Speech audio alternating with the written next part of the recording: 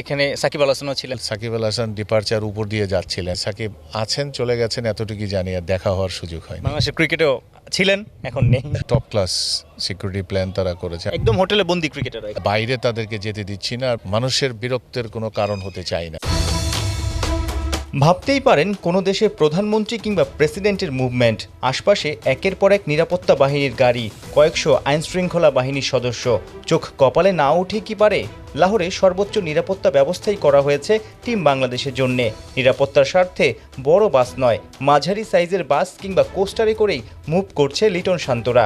সিকিউরিটির নানা বিষয় দেখতে লাহোরে এসেছেন বিসিবি সভাপতির উপদেষ্টা মেজর অবসরপ্রাপ্ত Imroz Ahmed. Top class security plan তারা করেছে। স্টেট গেস্টের টপ লেভেলের যে সিকিউরিটি দেওয়া হয় সেটাই তারা প্রোভাইড করছেন, এবং তাদের যে ডেলিভারেড প্ল্যান আপনি দেখবেন যখন আমাদের দল এক জায়গা থেকে আরেক জায়গায় মুভ করছে, even not a single car moves on the street, so তারা ততটুক নিশ্চয়তার বিধান করেই দেন দে আর প্রোভাইডিং দি সিকিউরিটি। কোনো স্কোপ দিচ্ছে না কাউকে যে কোনো রকম আপনি নর্মাল, ধরেন আমাদের দেশে তো আমরা আমাদের নর্মাল ট্রাফিকের ভিতর দিয়ে হয়তো স্কট করে নিচ্ছি, এনারা এখানে এই সুযোগটাই নিচ্ছেন না। সাধারণত দেশে বা দেশের বাইরে অনেক জায়গাতেই দেখি যে ক্রিকেটাররা লাঞ্চ বা ডিনার একটু বাইরে গিয়ে বা গেট টুগেদার করে বা একটা দল হয়ে কয়েকজন মিলে যায়।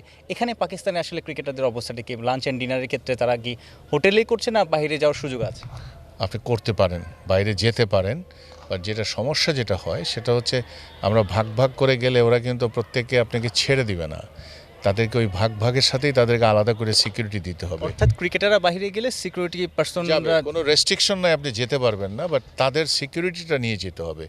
এখন আমরা যখন সিকিউরিটি নিয়ে যাব, আমরা যদি if you split our self into 3-4 groups, তাকে সিকিউরিটিও কিন্তু 3-4 গুণই তার লাগবে, এবং এটাতে দেখা যাবে আমাদের সময়ের ব্যবধানে যদি আমরা তারতম্য থাকে, তাহলে আবার তাদের সেই রাস্তা বন্ধ করা সব কিছু তারা হয়তো বা করবেন, বাট আমার মনে হয় আমাকে যদি আপনি পার্সোনালি জিজ্ঞেস করেন, আমরা এটা অ্যাভয়েড করতে চাই, মানুষের বিরক্তের কোনো কারণ হতে চাই না। এখানে সাকিব আল হাসানও ছিলেন, তার সাথে কি দেখা বা কথা হওয়ার কোনো সুযোগ হয়েছে কিনা? সাকিব আল হাসানের সুযোগ হয় না। যখন আমরা ঢুকছিলাম এয়ারপোর্টে, আমরা ছিলাম নিচে দিয়ে ঢুকছিলাম, অ্যারাইভেল সাকিব আল হাসান ডিপারচার উপর দিয়ে যাচ্ছিলেন, এতটুকু আমরা জানি, because the liaison officer and security যারা ছিলেন তারা জানালো। সো উপর নিচে করাটা ঝামেলা ছিল, লাগেজ পাওয়া, অনেক কিছু নিয়ে ওনাদের কিছু সিকিউরিটি কনসার্ন ছিল, ওই কারণে আর দেখা হয় নাই। বাট সাকিব লেফট, আজকে সকালেই উনি চলে গেছেন, আমরা সকালে পৌঁছলাম, উনি চলে গেছেন।